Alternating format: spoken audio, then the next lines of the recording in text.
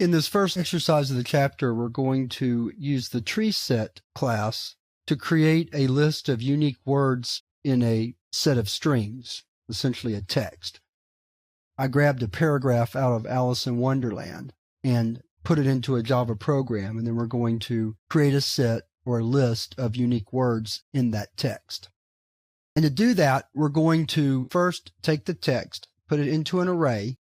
Then once it's in an array, which we can do with one method call, the split method, then we can take the array contents, loop through that, and put them into a tree set, and then the tree set will give us the list of unique words. So let's get started. I've already started the program just to save you the tedium of watching me put the text into a string. Let me adjust it on the screen here. There we go.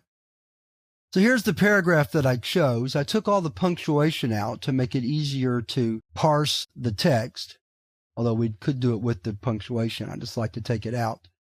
And so that each word is separated just by a space. And so what I did was I created one long string by using concatenation. That was the easiest way to do it. I could have put the text into a file and read it in from there, but I wanted you to be able to see the text at the same time you were looking at the program, so I did it this way instead. So the first thing we have to do is we have to take the text and put it into an array.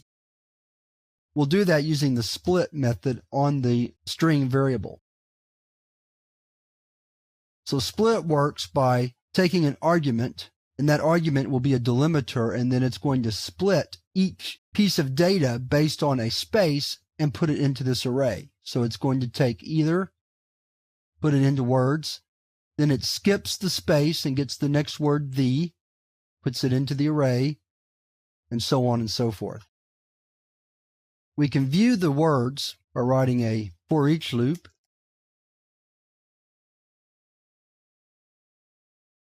And we'll print each word. We don't need a quote mark there, like so. So let's go ahead and compile and run this part of the program. We'll save it, go back to our command line, compile, and then run. And there are our words. We can also write out the number of words. Total number of words. And call the length property. Let's compile and run it again. Let's clear the screen. Compile and run. And the total number of words is 698. And there's the list of all the words. Now the next thing we want to do is we'll go back to the program. Now we want to take these words and create a tree set of only the unique words. So we're going to do that by creating a tree set. We'll call it word list. The first thing we have to do is instantiate an object. So we'll do that first. Then we'll write another for each loop. We'll just use the same basic structure. And this time we'll say word list add W for each word. Now let's write out the total number of words. I'm not going to write the list out again.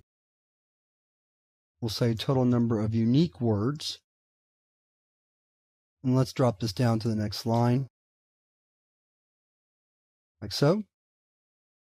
Make sure I didn't get rid of my closing curly brace. There it is. All right, so let's save. Back to our command prompt. Clear the screen. Compile it. And then run it. And the number of unique words is 88. If we want to see that list, let's add it to the end of our program. We'll just borrow this for each loop right here. Change that to word list. Save it. Clear the screen. Compile and run. And starting right here is our list of unique words. So using the tree set to filter out duplicate words is a very efficient use of the tree set. And one of the reasons why we have collections like that is a lot of times we don't want to see every piece of data in a larger data set. We want to see the unique values. And that's what we get by filtering out duplicate words from an array into a tree set.